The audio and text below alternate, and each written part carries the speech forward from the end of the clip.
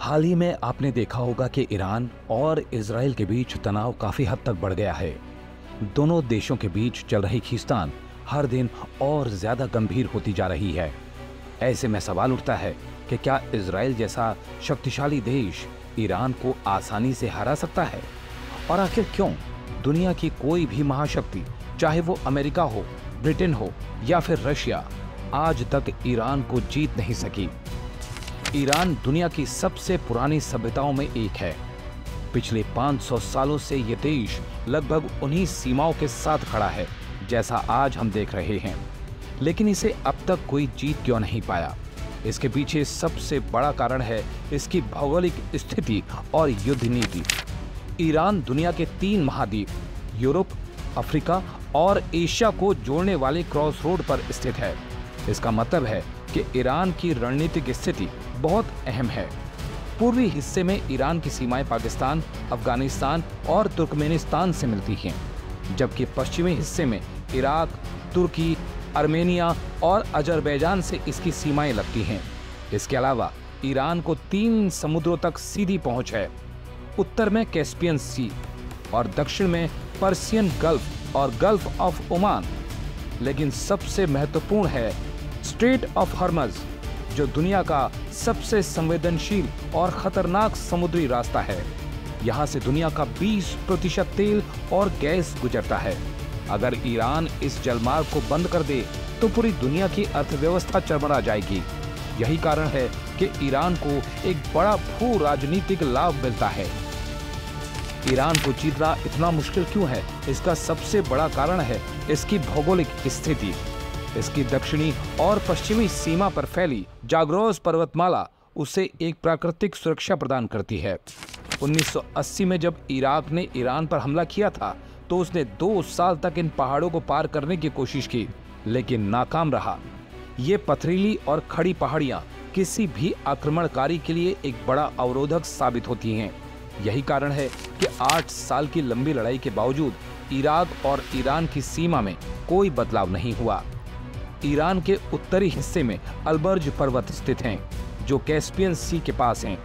ये न केवल एक और प्राकृतिक सुरक्षा का काम करते हैं, बल्कि यहाँ पर खनिज संसाधनों का भी भंडार है।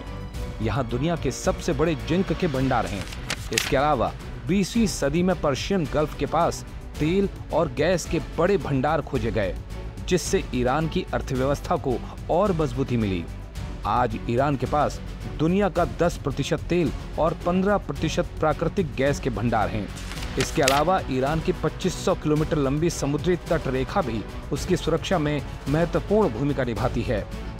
बंदर अब्बास, जो ईरान का सबसे बड़ा बंदरगाह है, स्ट्रेट ऑफ हॉर्मज़ से सिर्फ 70 किलोमीटर दूर है। और अगर कोई देश किसी तरह से इन समुद्री तटों और पहाड़ों को पार कर भी ले तो उसे दश्त-ए-लुत और दश्त-ए-कावीर जैसे खतरनाक रेगिस्तानों का सामना करना पड़ेगा। इन रेगिस्तानों को पार करना लगभग नामुमकिन है। दश्त-ए-लुत को धरती की सबसे गर्म जगह कहा जाता है, जहां का तापमान 70 डिग्री सेल्सियस तक रिकॉर्ड किया गया।